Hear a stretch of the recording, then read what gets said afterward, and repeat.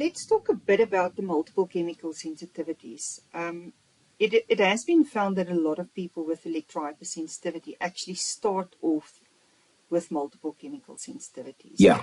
And it's again the immune system's inability to deal with the toxicity, and then it becomes oversensitive, not only to chemicals, but what I find more and more is foods and supplements.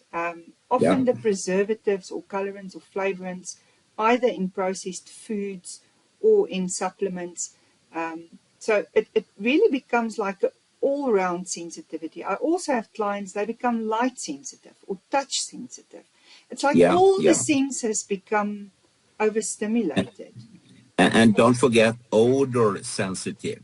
Yeah, so you're mentioning odor sensitivity. That is a very big part of chemical sensitivity. I had severe odor sensitivity, and you're going to find this fascinating. I developed it after getting radiation for my thyroid. Now, at that stage, I didn't know what radiation was all about, but I received radioiodine, and within 3 weeks of receiving radioiodine, I was so sick. I will in this video post a photo of what I look like, how I transformed in 3 weeks, just swelling up like a soccer ball. And I developed severe chemical sensitivities. And I actually managed to get it 100% under control until such time that I got prescribed Eltroxin, which is a thyroid hormone, and then I developed thyroid toxicity and developed electrohypersensitivity, again overnight. So I can associate with the chemical sensitivity and the EHS, but I want to also motivate people and tell them that it is really possible to manage those symptoms. And you mentioned it before, but you have to reduce your toxic exposure. And that goes for all toxins.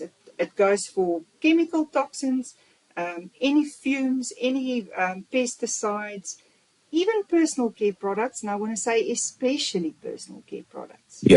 Washing detergent, softener. These things are highly toxic and can really affect somebody's health. And then of course, EMF, which is the invisible toxin that keeps on bombarding our bodies. And I find that where I work with clients and they reduce all of them, the symptoms go away. But as you say, the moment you start exposing yourself again, your body starts reacting again. Yeah. And also, people, they go to some alternative medical person, and he or she will suggest that they should buy various minerals, vitamins, other supplements, and so on. But unfortunately, they react heavily to those as well. So I always say that please try to remove all things that you would actually see as non-natural, artificial exposures, and start from that basic point and move upwards until you reach a level where you feel that, okay, I can cope with this. And also, if you talk with people, their personal history is very revealing.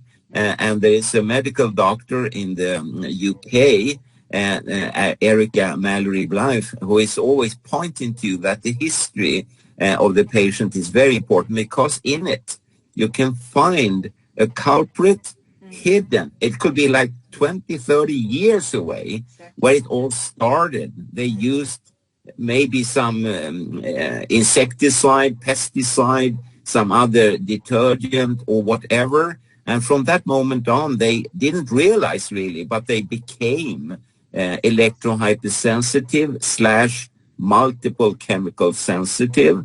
But it took many years until it had proceeded to such a level so they really became handicapped. But they can realize and see that, that started already in 1974 or something, and now we are in 2023. And so to pick up on the history, and that's a rather lengthy job task, and I understand that stressed medical doctors in public health care may not have that time. So it could be good also to stimulate the patient to go back home and do the detective work themselves and come back and say, hey, this is what I found. Maybe some of this could be useful to know. And based upon it, then you can start also reducing exposure